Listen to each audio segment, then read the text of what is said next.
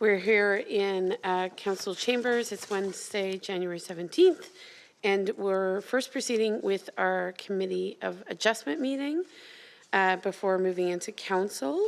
So I have some opening remarks, but I'll leave them for our Council meetings. So we'll deal with our Committee of Adjustment meeting first.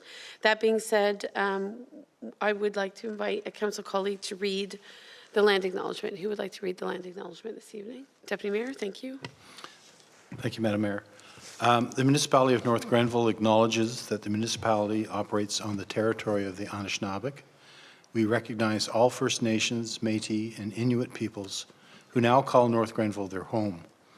We respect and support the need for cultivating a strong relationship, and we commit to Indigenous-informed decision-making to foster the path towards reconciliation.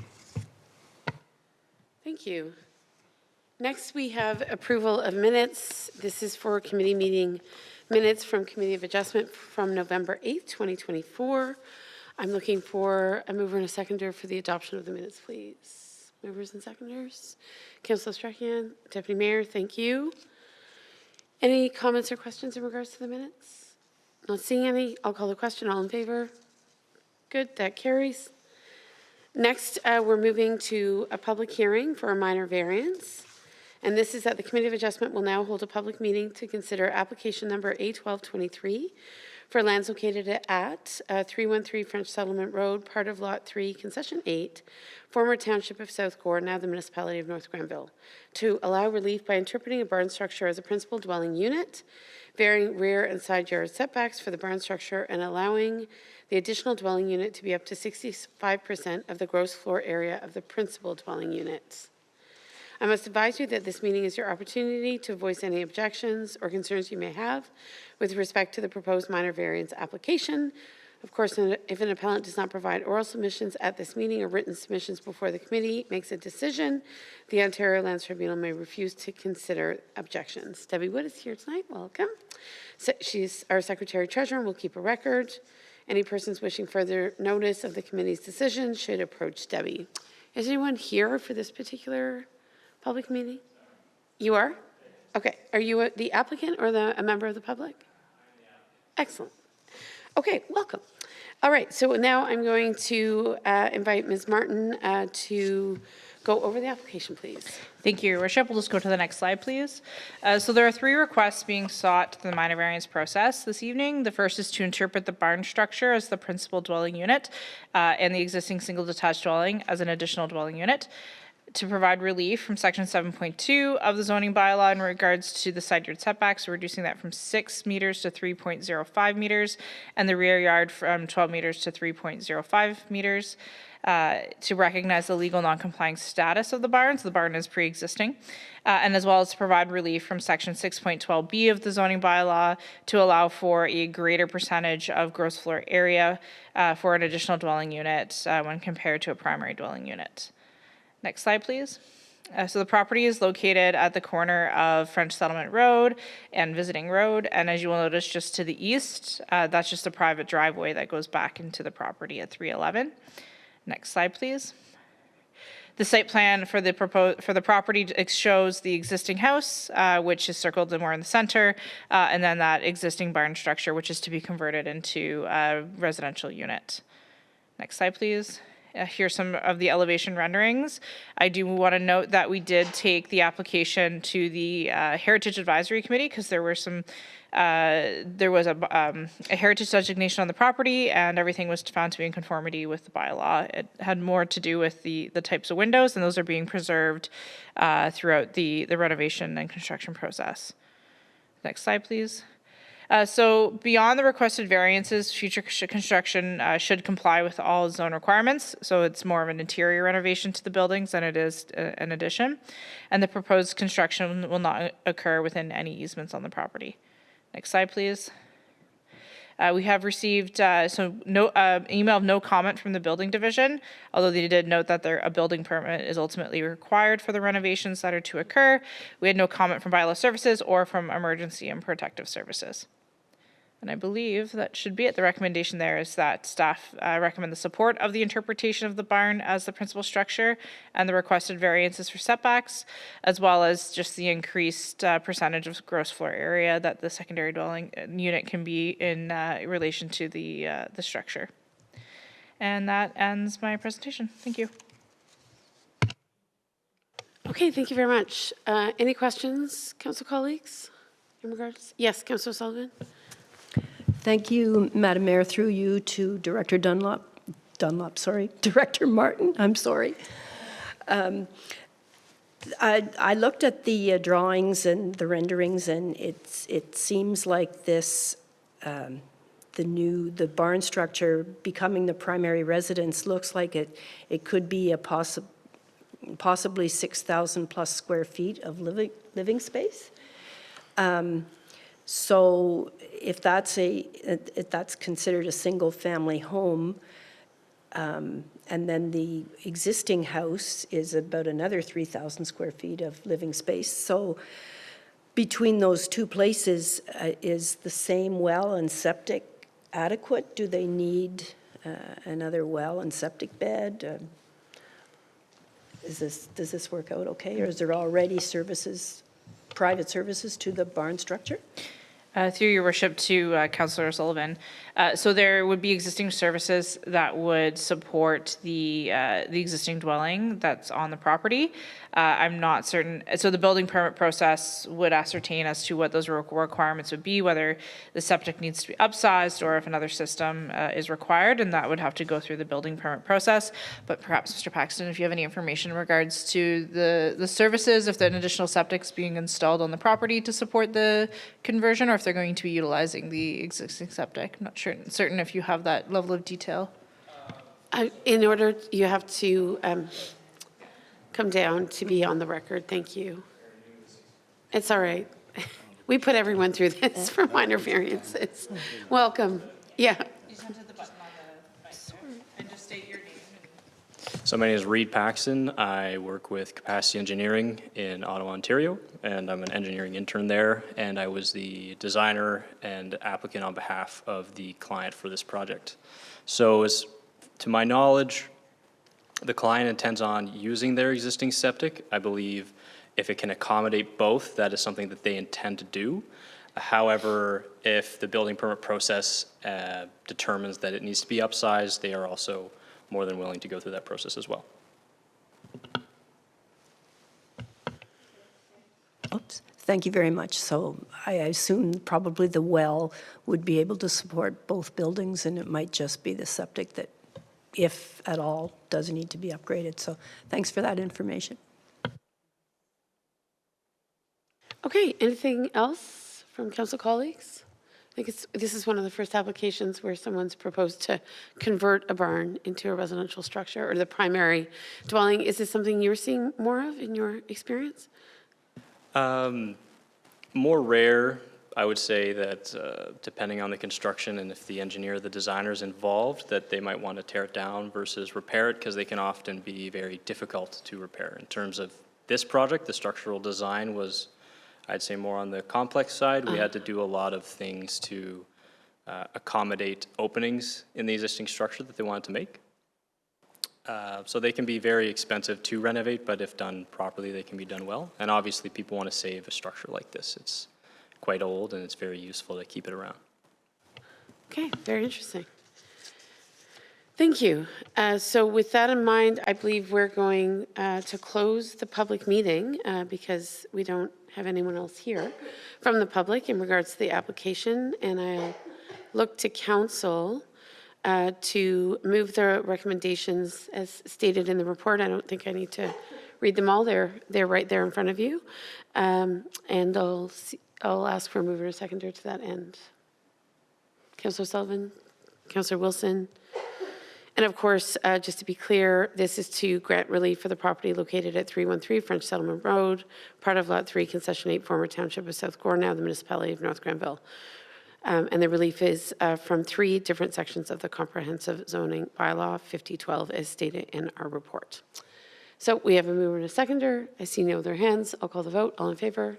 Good. That carries. Thank you for being here. We appreciate it. Did you come all the way from Ottawa? Yes. Yes, I did come all the way from Ottawa. Okay.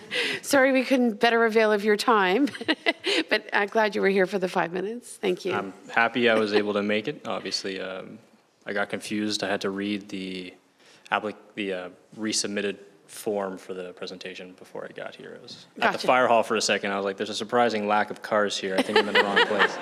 Oh, you went to the fire hall. I did. All right. Yes, understandable. I'm happy I made it here on time, relatively Yes. still. I'm sure your client will be too. We'll say that you came just in the nick of time, all is well. Fantastic. Thank you very much. Okay, take care. Oh, okay, that's true.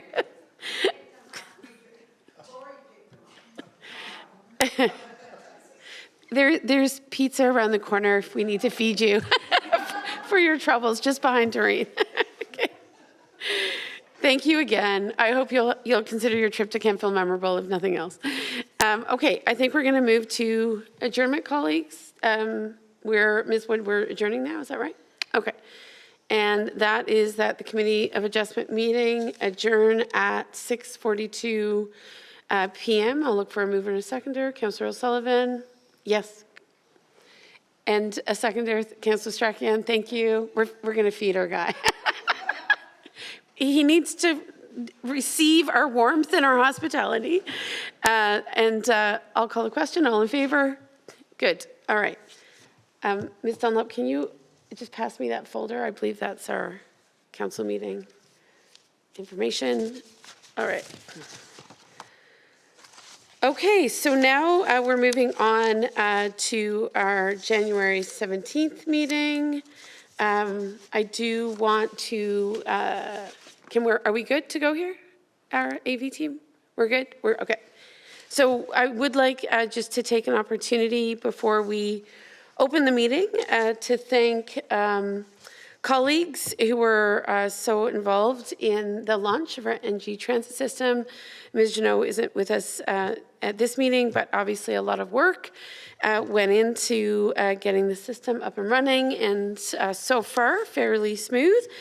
A few hiccups, but that was to be expected. And we just want to thank all the residents who have already registered or are checking out the service. Councillor Strachan, I understand you've been on it a number of times over the last couple of days, which is awesome. And we do encourage feedback. We have a dedicated email for feedback from the public. Chloe, do you remember it? ngtransit@northgrenville.on.ca.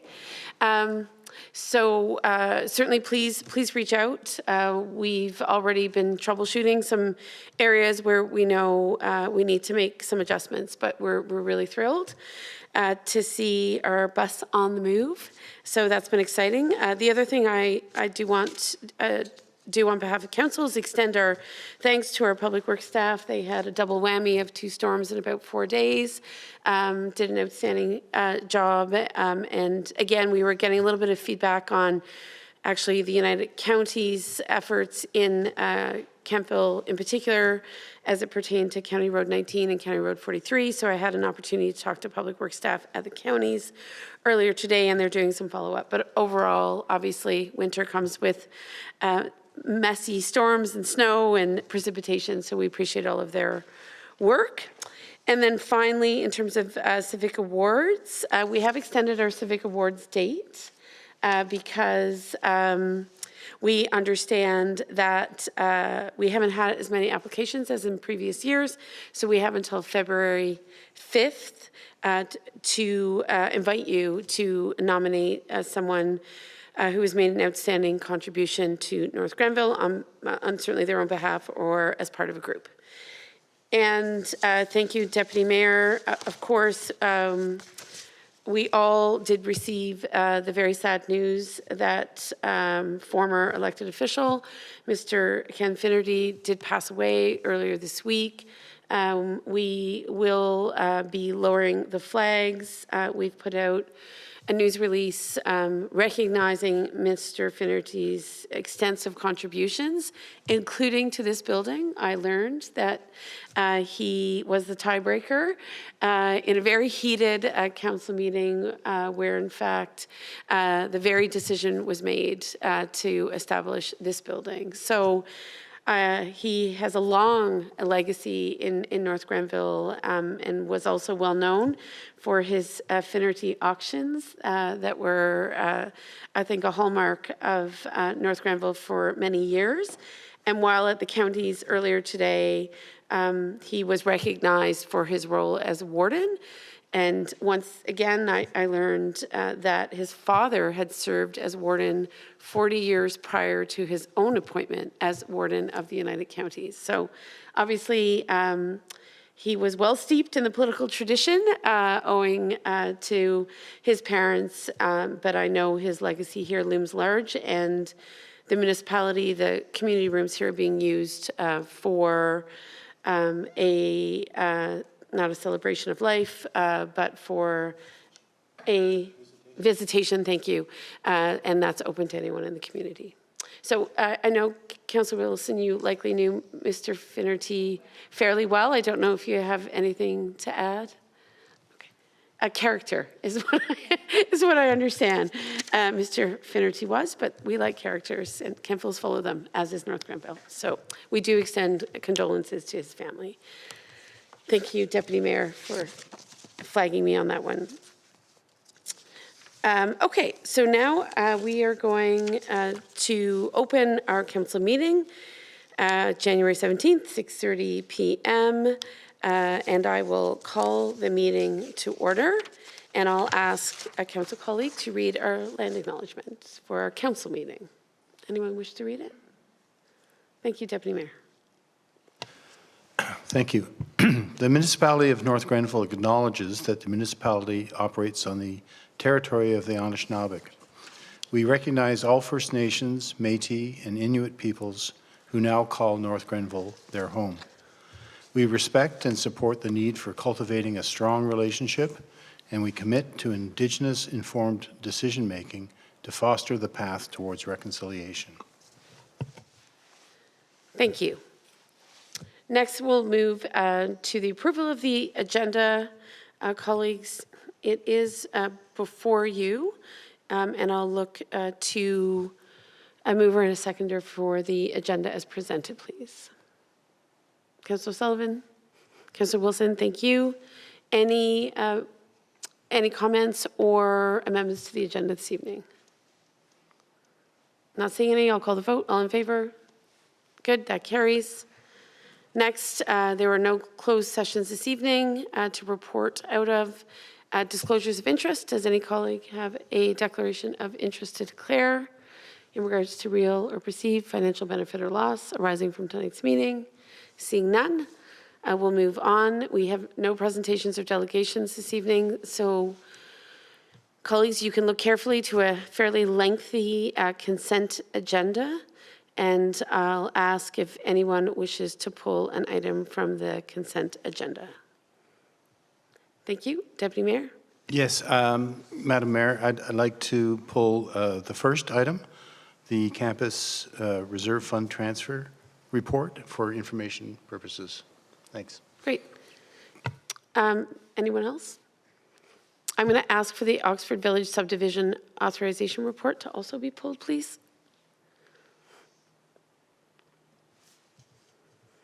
And also the Creek Subdivision Extension of Part Lot Control Exemption, please. Okay, with that, I'll have a mover and a seconder for the modified consent agenda. Deputy Mayor, Councillor Strachian, thank you. And I'll call the question. All in favor? Good, that carries. Thank you. So with that, we will go to the Campus Reserve Fund transfer. So Ms. Dunlop, perhaps you can speak to that before we get to the recommendation. Certainly, Your Worship. The purpose of this report is to recommend for Council to authorize the release of $867,277 from the Campus Reserve for capital improvements on the campus property and facilities. A detailed list of these works is attached to your report. The unaudited reserve balance after this draw will be approximately $1.25 million.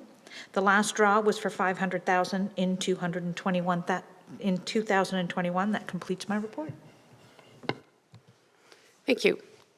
Questions or concerns for Ms. Dunlop, council colleagues? If there are none, I'll look for a mover and a seconder. Deputy Mayor? No, I don't have a question. I thought it was important that the public know that there's still 1.25 million left in the reserve fund once this withdrawal is made. Absolutely. And as some will recall, the reserve fund, which was established due to the sale of 7 acres to the French Public Board, at the same time as acquisition of the full property was established, in fact, to support capital upgrades such as this. So I'd like to commend the Kemptville Campus Board. I know they've been working diligently to identify those capital upgrades that they feel are very necessary and will increase the value of the property and the buildings over time. So glad to see them come forward with this. Mover and a seconder, colleagues. Thank you, Deputy Mayor, Councillor Sullivan. And that is that council authorized the transfer of $867,277 from the Kemptville Campus Reserve Fund to the Kemptville Campus Education Community Center on or before March 1st, 2024. It's moved and seconded. Seeing no other questions, I'll call the vote. All in favor? Good. That carries. Thank you. Next, we'll go to all the way down to planning and development. And we'll have Ms. Martin speak to the Oxford Village subdivision authorization report and then the Creek subdivision. Oh, I apologize. Equinel wasn't on the consent agenda. Yes, fire away on Equinel. Perfect, thank you. We'll go to the next slide, please. So Equinel is seeking to enter into a pre-servicing agreement for the installation of water, wastewater, and storm sewer infrastructure for Phase 6A of their development. The installation of services will occur before the final approval and registration of the subdivision, and draft plan approval was given for this particular phase of development on December 14th of 2023. So securities are required to be posted as identified within the agreement, and again, that's related to the in association with the value of the works that are to be constructed. We also require proof of insurance prior to any work commencing. And I wanted to emphasize for council's benefit in regards to phase 6A, none of the works will cross Settlers Trail. So this is the first phase that's closer to Black Horse and Equinel Drive as it exists, and it will not cross Settlers Trail. And if council does remember, for phase 6 of the Equinel subdivision, there are certain requirements in regards to construction management plans and pedestrian safety around construction when it comes to that later stage of development near the trail. Next slide. Staff are asking that council authorize that the Director of Planning and Development enter into the pre-servicing agreement, so sign the pre-servicing agreement for Phase 6A of the Equinel subdivision. The agreement is in its very final stages with just a few minor tweaks being made to some of the provisions and the finalization of the engineering documents. We have entered into pre-servicing agreements previously for other phases of the Equinel development, as well as other subdivisions. It is a tool to help them get going on the servicing ahead of finalizing the subdivision agreement and the registration of the subdivision. I can take any questions that council may have. Thank you. Council colleagues, Deputy Mayor. Thank you. Through you, Madam Mayor, to Director Martin. How are securities determined? In this case, what is the amount and in what form are the securities? So the securities, through your worship to the Deputy Mayor, are determined based on the value of the works to be constructed, and through discussion with Equinel. In previous years, we've taken a much smaller, typically a letter of credit is the way in which we hold the securities, a much smaller value. However, just given the scale of the works that are being constructed, we've worked to negotiate with Equinel and Regional Group to post a $1 million security, which is a little more than 50% of the value of the works to be constructed. They do take all the risk doing the pre-servicing ahead of the approval of any or the registration of the subdivision, and that requires that they meet all the conditions of draft approval. So that was something that we did work with them. We felt that our previous practice of taking $50,000 in securities was a little too less, so we did compromise at about a 50% rate. Oftentimes, when we get to the subdivision registration phase, we typically will see developers ask for a reduction in security because they would have completed a majority of those works at the registration phase. So in consultation with the Director of Public Works, we felt that amount was appropriate at this time for the pre-servicing. I wanted to ask Ms. Martin, as the growth in Equinel is underway, I can't remember the status of a conversation that had taken place in regards to the establishment of a second park. We know there's that first park located on the far end of Equinel, and I know a second park had been identified as a possibility. And clearly, Equinel's growth isn't stopping. I think they're only halfway through the number of homes they intend to build. Can you lend any insight on where you're at with the conversations around another park? Yes, thank you, Your Worship. So in the first phase, 6A, there are lands identified for a park. That would be at the corner when you're first coming into the development from Black Horse Drive and Equinel. There is land set aside for I don't want to, pocket park's probably not the best way to describe it, but it's kind of more localized to that area because they have the larger community park. You're off of Royal Landing Gate on the north side of the development. It is anticipated that the municipality, so the land's being given as the part of that 5%, and then the municipality would, through Parks and Recreation, develop a plan for how that park is to be constructed. So there is a 5% allocation Of land. of land, in particular, being set aside? That's correct. Okay. And the 5% would only allow for a pocket park, if you will? So I'd have to go back, Your Worship, and get that calculation as to the percentage of land that is being given. When we look at kind of the overall size of the development, I think we're at close to 5%. I'm not certain if we'll be getting much in the way of cash in lieu of parkland if we're, say, like a percentage point off. I'd have to go back and review that. But the intent would be that the municipality would develop the park at a later date, and that's been in discussion with Parks and Recreation. So the intent would be, for Equinel at least, they would do the pre-servicing starting almost imminently. February 1st, I believe, is their date. They want to get things in the ground and moving, with looking towards housing construction starting in July, which would align for Parks and Rec to undertake any kind of new park project in there for future budget considerations. Okay, thank you. Any other questions, colleagues? Okay. Then I will look for a mover and a seconder for the recommendation that council authorize the Director of Planning and Development to enter in a pre-servicing agreement for Phase 6A of the Equinel subdivision. Of course, the subdivision agreement itself is not being presented to us today. It's just the pre-servicing agreement, correct? That is correct, Your Worship. Okay. And under new provincial planning policy, remind me, do we get to see subdivision agreements anymore?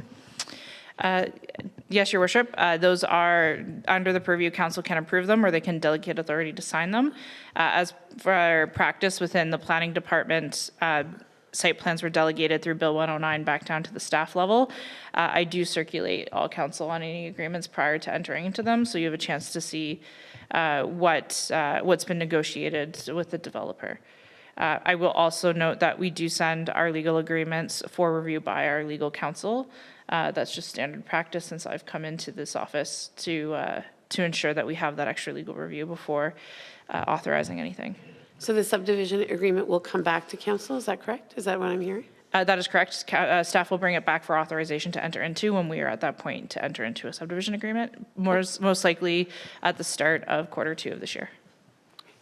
Okay. Anything else? Oh, Councillor Sullivan, go ahead. Thank you, Madam Mayor, and through you to Director Martin. When you're looking at the plan of subdivision that will be coming forward, given the history of the lack of parking at the previous park or the existing park, will this be something that will be addressed in this time to make sure that there is enough parking and they don't have the issues that have arisen from the first park? through your worship to Councillor O'Sullivan, that would be some consideration that would be given at the design stage for the parkland. That wouldn't be something I'd be able to address as part of the pre-servicing, but it's something that we'll keep in mind, and I can provide that comment back to the Director of Parks and Recreation to ensure that any future design considerations would take parking into account. Okay, thank you very much. Okay, I believe we've moved and seconded the motion, is that correct? Did I take a mover and a seconder? Oh, I haven't. Okay, so mover and a seconder, please. Oh, thank you. Deputy Mayor, Councillor Sullivan, and that is that council authorizes the Director of Planning and Development to enter into a pre-servicing agreement for Phase 6A only of the Equinell subdivision. I'll call the question. All in favor? All right, thank you. So next is the Oxford Village subdivision authorization report. Ms. Martin, would you like to speak to this, please? Thank you, Your Worship. We'll just wait for the slides to come up. Next slide, please. So draft plan approval was originally granted for the Oxford Village subdivision back in 2017 for the construction of 398 residential units as part of the first phase of the development. LA Group and their consultants have been working with the municipality to finalize the supporting engineering reports, studies, and drawings. And these documents are either complete or are close to being finalized. So we've made a lot of progress with the developer and their team to address the municipality's comments related to the more so the engineering side of the development. Next slide, please. As a reminder for council and the public, this is what the first phase of the Oxford Village subdivision looks like. You will note that there are single lots for single detached dwellings. There are also blocks that are reserved for townhouse units, including some stacked townhouse units. And there are some multi-residential blocks as well, which are proposed for multi-residential buildings in the future. Can I just stop you there? Just in terms of the proportion, is it, because so of course I look at this very fancy map. Can you tell us the proportion of singles versus semi-detached versus towns? So Is it that well defined in the agreement? I'd have to pull I'd have to go back to previous reports related to the development to get you that exact breakdown on the number of units. I will say that the majority of the proportion of the units will be townhouse units compared to singles. But I can get that number for you at a later date. The way that the draft condition reads, it just describes it as the number of residential units. So it doesn't give you that full breakdown. Where that will come in will be it's in the schedules of the agreement itself, which describes how many blocks are for single detached, how many townhouse block units there are, and multi-residential. So is a developer bound to what's proposed here? If they say they're building 200 townhouses, right, which obviously offer an affordability point, or maybe I shouldn't say affordable, but perhaps a little more accessible than other things that are available in North Grenville. Is the developer bound to build that many townhomes?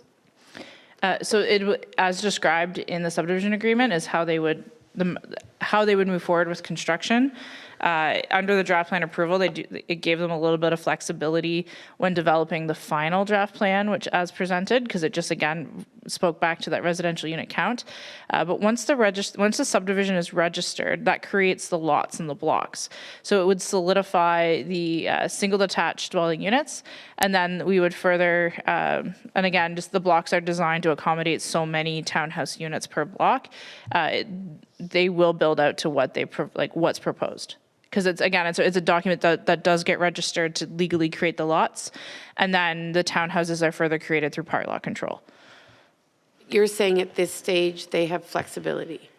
Throughout this process, Your Worship, yes, they have had some flexibility in the number of units because with more recent plans of subdivision, like with Equinell, which we just were discussing, they're very specific in the draft plan conditions as to how many towns, how many singles, how many semi-detached. But back in 2017, when the approval was given, they just described it more generally as residential units.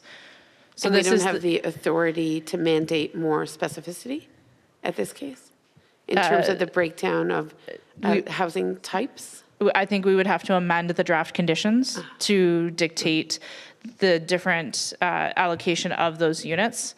Right now, we're working in the understanding that there's 398 residential units. So I don't have that ability to say there has to be X amount of towns versus singles. That would have had to have been prescribed at the draft condition stage. Okay, thanks. Carry on. Deputy Mayor?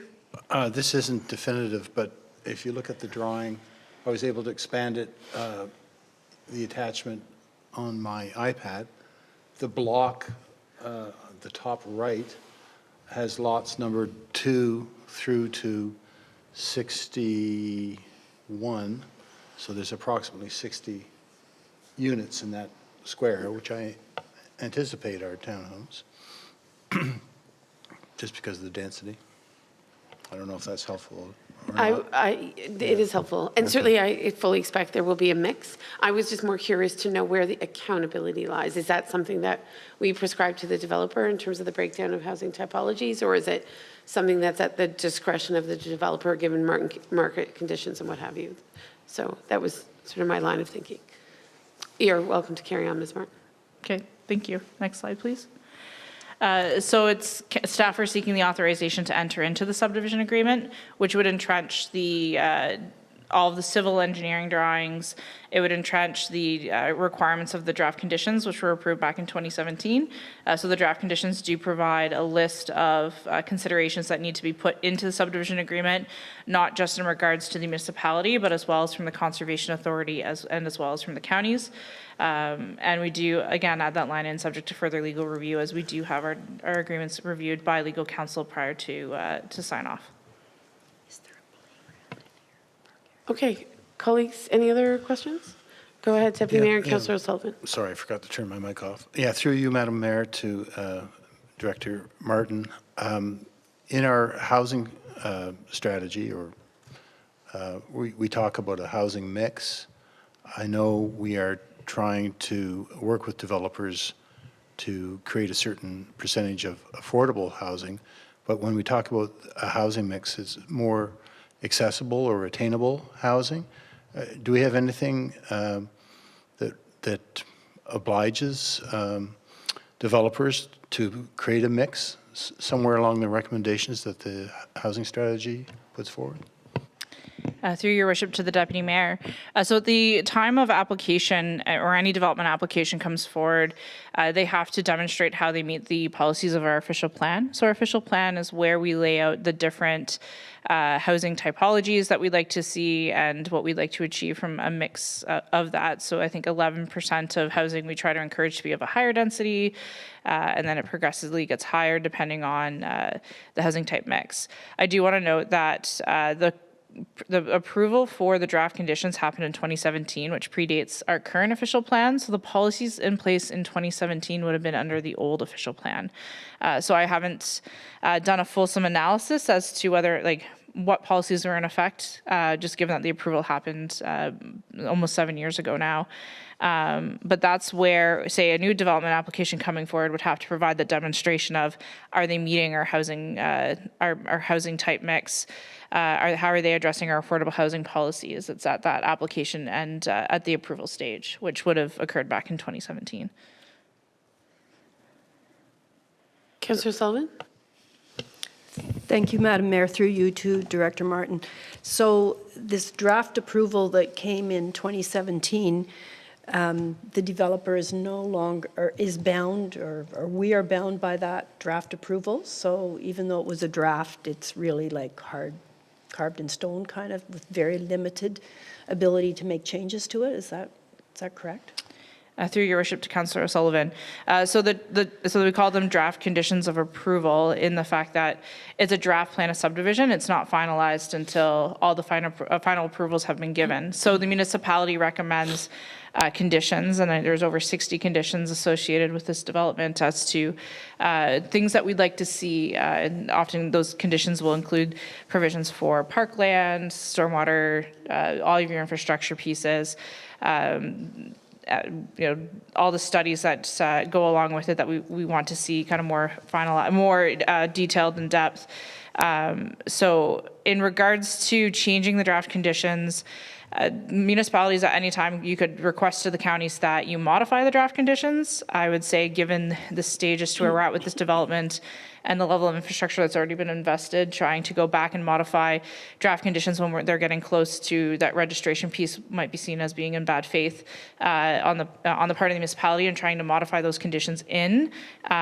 We do, after 3 years, have the ability to extend or not extend draft plan approval. So in 2020, the first request came. That's when the 3-year lapsing period came up, and extensions have been provided on an annual basis.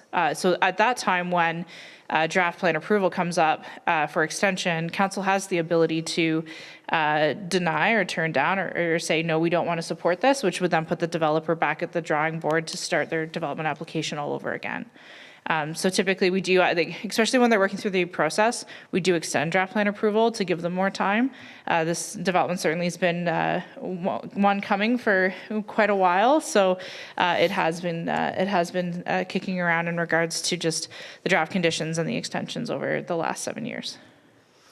Okay, thank you for that. So is there a parkland dedicated in this? I mean, there's a possibility with 398 residential units that there could be anywhere from 400 to 800 kids in that area. And so has active transportation and parks and recreation land been put into this, added to this plan?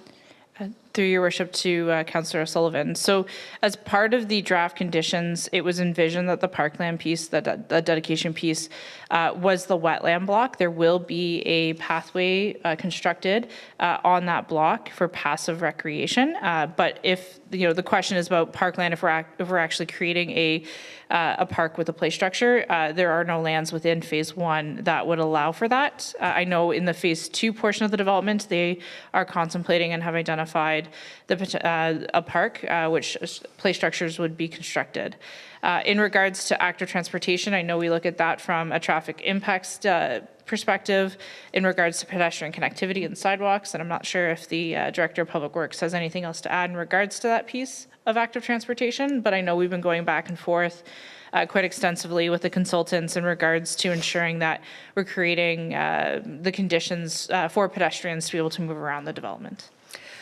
Okay, thank you. But moving around the development doesn't connect them to the rest of the town, the urban area. And so the extension of County Road 43 and the multi-use path on both sides of County Road 43 is only going as far as County Road 44.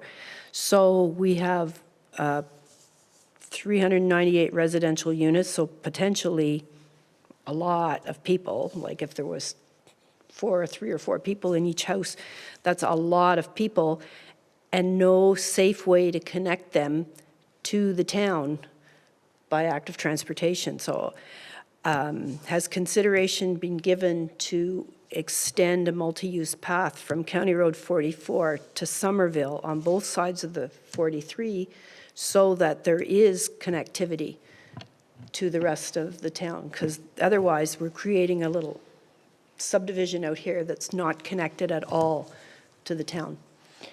Through your worship to Councillor Sullivan, any requirements to have the developer create and install multi-use paths along 44 would have been identified at the draft plan condition stage, and they were not. So I don't, it was short of just having a conversation with them to see if that's something of interest. I don't have that mechanism to be able to require them to install multi-use paths on both sides. That would have had to come as part of recommendations through the draft conditions that were approved back in 2017. But certainly we do have the capacity through the development charge collected on every home, some of which is directed towards parks and recreation and active transportation, to draw on some of those resources to potentially build a multi-use pathway. Ms. Dunlop? Thank you. Thank you, Your Worship. As Director Martin has identified, this one has been on the books for quite a while, and the intent and long-term for this region is a connection along to Pencer as the main corridor, which will have pedestrian facilities that link to 44 to existing pedestrian as well as active bike style facilities. County Road 43 was not contemplated at the early phases of this specific development, and I think that as we extend extend County Road 43 past 44 in the long term. We don't want to build something that's going to be a throwaway, but there is long-term intent as this development connects to the next one, which will then connect to Tempo to County Road 44. That was the active transportation link, as well as the recreational trails around the perimeter of the wetlands. I can't imagine, given the size of this development, that any multi-use pathway would be a throwaway. I can't imagine, given the traffic in and out of that newly built subdivision, that that would be regarded as frivolous. It would seem to be essential to getting people in and out. Sorry, Your Worship, and the terminology of throwaway is we don't own enough land on 43 to make it wide enough to accommodate for wider vehicle lanes. So if we put one within the county right-of-way now, it would, once the road was actually expanded, we would then have to redo and replace those multi-use paths. So that was my, the comment in regards to throwaway, because they would not be in the final location for the long-term intent. And is it expected that land would be acquired to widen that section of County Road 43? Is that the thinking is already wider than other sections of County Road 43? And I'm so sorry, Councillor Sullivan, I'll go back to you. So can you just describe your thinking there? Similar to the current expansion of County Road 43 between Colonnade and County Road 44, yes, the county has purchased additional lands and has taken road widenings to get out to a specific width beyond what it was before. It was, I forget the specific, but I think it's over 30 some odd meters in width, which is way beyond what a typical even county road allowance would be in the past. They would typically max out at 26 meters. So you're saying they have preemptively purchased land for a widening down the road of that section of 43? Did I hear you right? No, they have not purchased them, but they have designed for them. In other words, they have identified lands for such a requirement in the future, but because the current expansion is stopping at 44, they have not spent the funds for the purchase of lands. But as we get developments, as we get applications, Amy has it on her radar to make sure that the county gets any road widenings that they need as we go through this process, such as we did at the corner of Somerville and 43 on the south side. Some road widenings were taken. Land to facilitate road widenings. Councillor Sullivan, back to you. Okay, thank you, Madam Mayor. My concern, it's a comment really, my concern is that since we were elected in 2018, we have been playing catch up to make connections in North Grenville. There were sidewalks that started and ended randomly anywhere. So there were paths, trails that started and ended randomly. And one of our pillars is to have connectivity. And so I think it would be not good for us to continue to approve development first and then try to catch up again with the connectivity. Like if the Kempville Lifestyles goes at the corner of Pine Hill and County Road 43, and then the development at the Somerville and County Road 43, and all of this in Oxford Village on the other side, if that all proceeds and there's no multi-use path on both sides of County Road 43 all the way to Somerville, some council down the road will be playing catch up, and these people will be living basically in a little island down there where there's no connectivity unless you're going to take your chance and walk on the side of 43. Is there going to be a bike lane and sidewalks all the way down to Pensier? Bike lanes dedicated on both sides? I mean, that would be a reasonable answer for the people who are living in Oxford Village, but not for the people who are on the south side of County Road 43. And I just don't think it would be wise for us to end up having to catch up again, because we've already been doing that for such a long time. I think it would be irresponsible to not have that infrastructure in place at the same time as we expand. If I might add a comment, it certainly sounds like we're extremely constrained in terms of the draft conditions in this subdivision agreement, given that it certainly preceded us. However, what I think you're hearing from Council Ms. Dunlop and Ms. Martin is that it's imperative that contemplation is given to how we put these things into place. And from my perspective, I'm glad to hear that the counties is actively engaged in the discussion. They benefit from North Grenville's growth in a big way, as was evident in this morning's budget presentation at the counties. But I would also suggest that our development charges, being what they are, should also segregate some resources so that we're equipped sooner rather than later to certainly allow for some of that connectivity.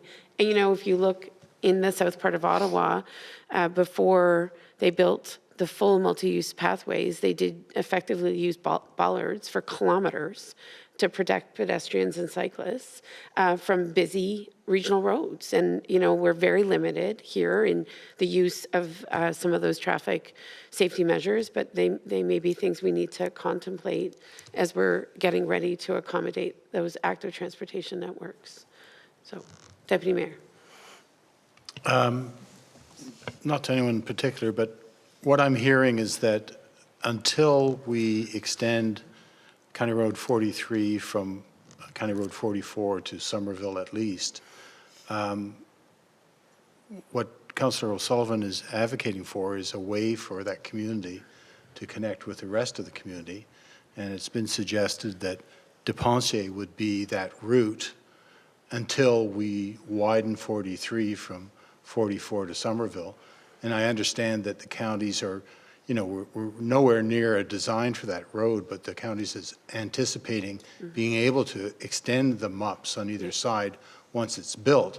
I think the real thing to consider is what do we do in the meantime? And Depensier has been touted as the way that people will connect with the community. So I agree with the mayor that when we do our development charge study, we should be looking at what we can allocate towards connectivity, bollards or whatever. It doesn't look in the design here that was basically last conceived in 2017 that there are sidewalks or bike lanes on Depensier. So something will have to happen to connect people. Mr. Finley, do you have anything to add to the conversation? Thank you. And through your worship, yes, Depensier Drive will extend, or the plan is to extend it similar to what is in Tempo with a multi-use pathway on one side and a sidewalk on the opposite side. So that will continue. The piece we have right now is in between the two developments is undeveloped. So that's where that gap is. But as the developer in this stage for Oxford Village will build that multi-use pathway and will build a sidewalk in their portion of their subdivision.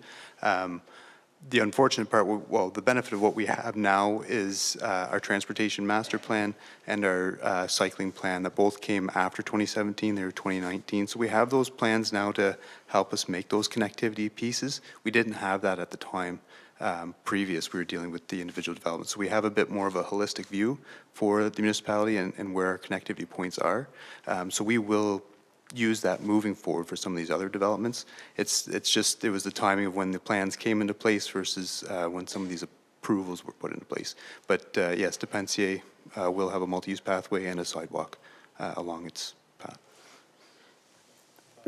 Go ahead. Thank you for that information. That's very gratifying to hear. But there is a parcel of land between Oxford Village and Tempo that I've not seen any indication there's plans to develop. So once again, there'll be this gap until the property owner decides to develop it in some fashion. Is that correct? Through your worship, at this time right now, that is correct. There will be a maintenance path there because we do have infrastructure that will connect the two subdivisions, but that is as far as we have at the moment from any review at that point.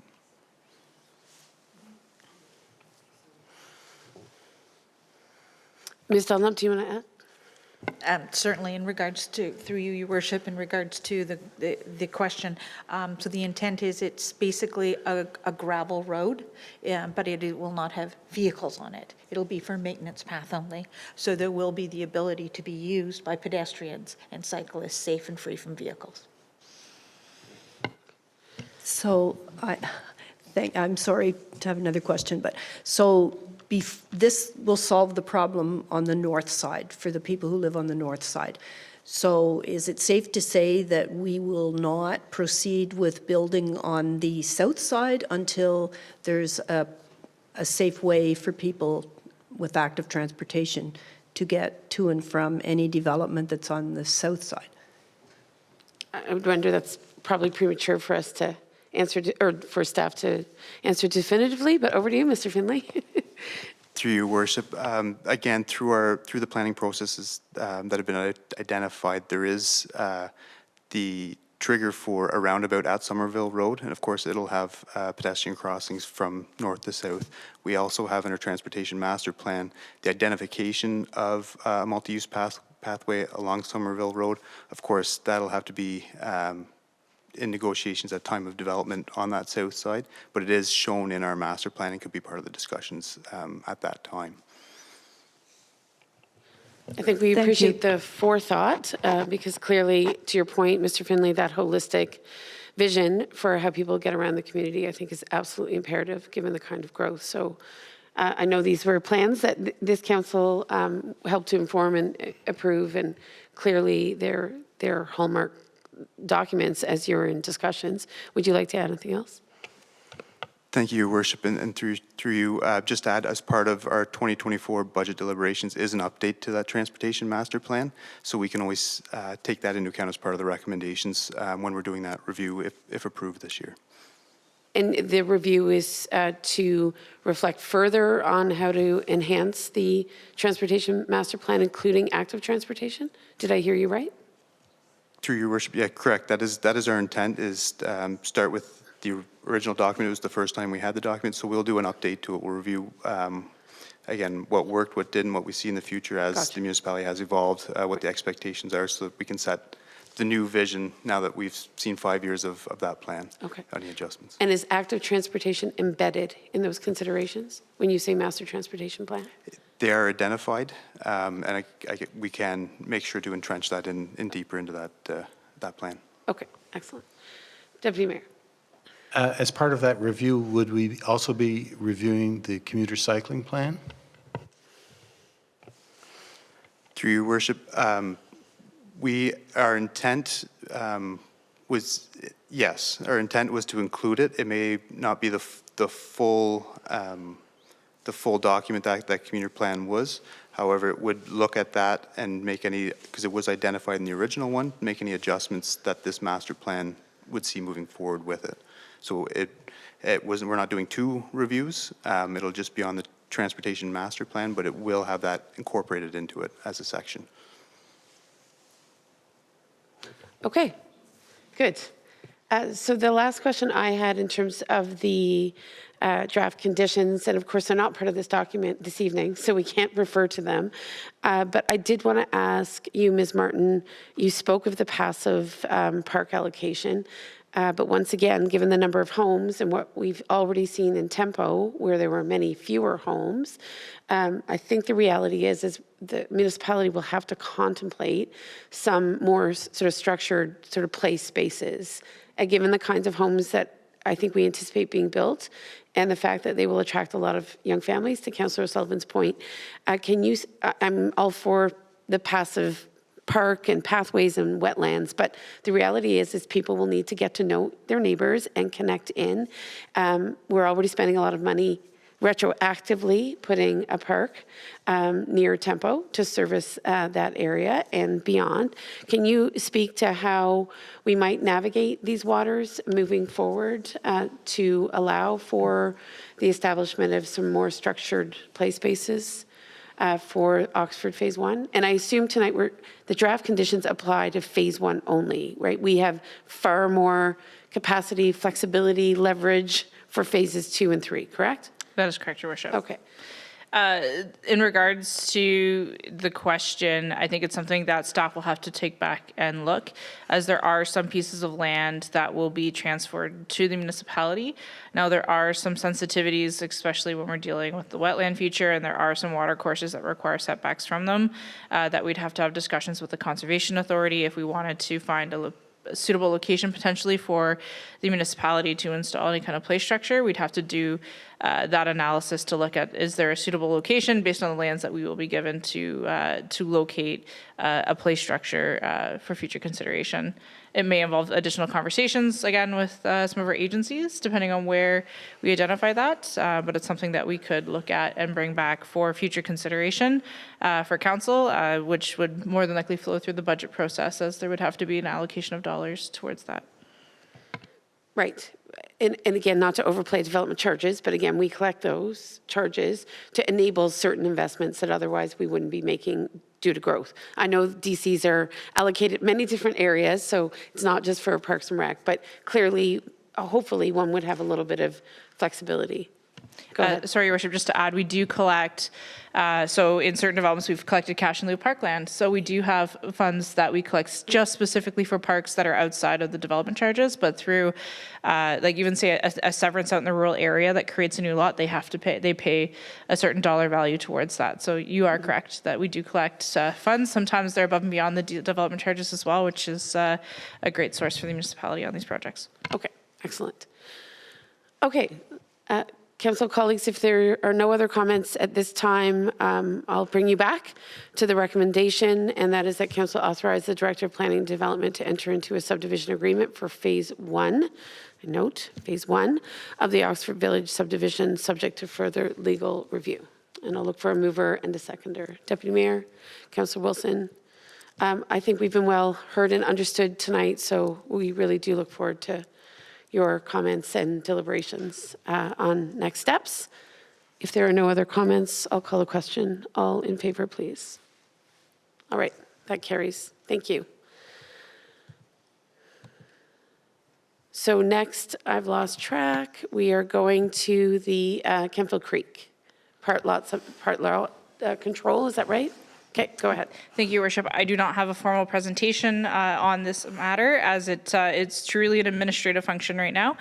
So in previous years, council passed a bylaw to exempt certain blocks within the Creek subdivision from part lot control. So essentially what that allows the developer to do is, where you have a block of land for townhouse units, it's hard to put the property line until the foundations go in. So part lot control is lifted to allow for, at the construction phase, the developer to then survey and define where those properties are and then create legal title. This request that's come forward is to extend the previous bylaw by an additional year to give the developer some more time to subdivide those remaining blocks for townhouse units.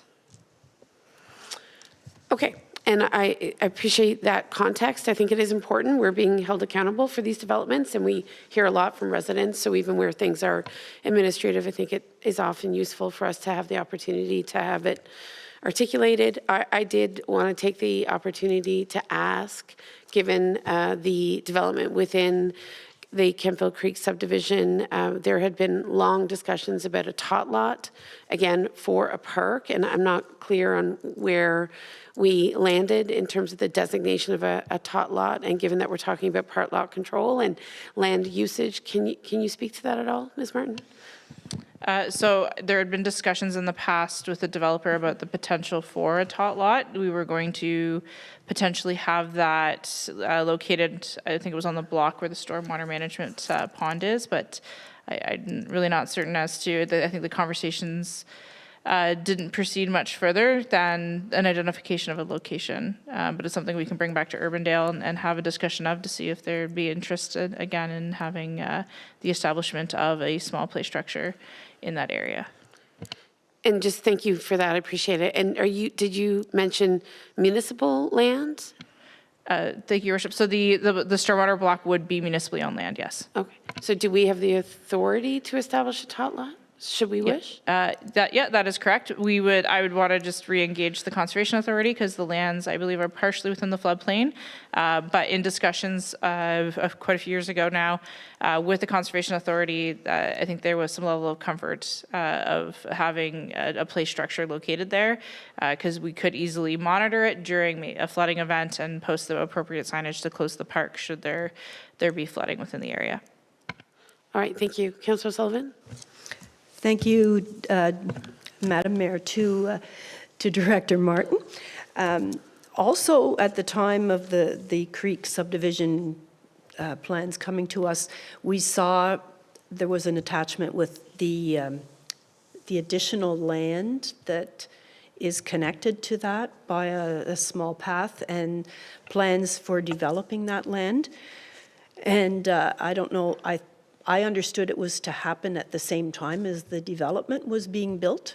They marketed the creek as having access to the water for the residents who live in there, and yet it doesn't seem like that's happened. And there were pretty extensive plans for developing this area as a passive place that was of great interest. But I don't know what's happening with that. I haven't seen anything go forward yet. Through your worship to Councillor Sullivan, so there is a wetland compensation plan for that block. I will follow up with the developer to see as to where that compensation plan is from an implementation process, and we'll get back to council regarding that matter. Thank you. Okay, well, I certainly think that would be fabulous because that subdivision is still growing and evolving and welcoming lots of new people. So I think we'd appreciate that update on those aspects of that particular neighborhood. So colleagues, the recommendation before us is that council approve and enact bylaw 0823 to lift part lot control within the Creek subdivision. And in so doing, Ms. Martin, we're effectively facilitating the establishment of more individual lots where homes can be established. Is that right? So you're creating the free title for the townhouse units. So it's allowing for the townhouse units to be individually identified. Once the foundations are in, then you can survey where the true property line is. Understood. So surely a good time to reactivate some of these discussions on the tot lot and access to water, et cetera. A good reminder to staff to follow up on those items. At this point, the subdivision has reached full approval. This is, again, part lot control is more of an administrative function from a land division perspective, but we can follow up on those items, certainly. Okay, thank you. I think that would be well appreciated. So do I have a mover and a seconder, colleagues, for the approval and enactment of bylaw 0823? Councillor Sullivan, Deputy Mayor, thank you. I'll call the vote. All in favor, please. Good. That carries. So moving on, we have nothing else from Public Works this evening. Thank you, Mr. Finley, for your time. Correspondence are both consent items. Other business, I do not believe there is any other business this evening. Is that right, Ms. Preston? Okay. I will note, however, that all of council will be at the Rural Ontario Municipalities Association meetings as of this Sunday. I believe we have 4 delegations with various, is it 4 or is it 6 now? I know we got a few more. 3 in person and 1 virtual. Thank you. And I believe, I apologize, I mixed it up. The United Counties has 6 delegations, so it will be a busy time at Roma, but it's a fantastic opportunity to bring elected officials, particularly from rural areas, together to compare notes and learn more from each other about best practices and trends in development and how we can ensure our communities offer a high quality of life. So we're thrilled to be going back again, and it's in person for the 2nd time since the pandemic, which always makes it a little more interesting. So I'll go to notice of motions. Any notices of motions this evening? Seeing none. I'll then move to the introduction and consideration of bylaws. I believe we've already addressed that. Is that right, Ms. Preston? So then going to close a meeting, our confirmation bylaw, and that is that bylaw 0924 to confirm the proceedings of council at its regular meeting held on Jan 17th, 2024 be adopted and passed. Can I have a mover and a seconder, please? Councillor Sullivan, Councillor Strachian, thank you. I'll call the question. All in favor? Thank you.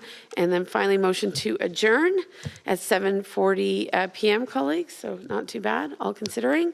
And I'll look to Councillor Wilson, would you like to move? Councillor Sullivan, would you like to second? Thank you. All in favor? Good. Thank you. That carries. Our meeting is adjourned. Thank you, as always, to our Dynamite Tech team.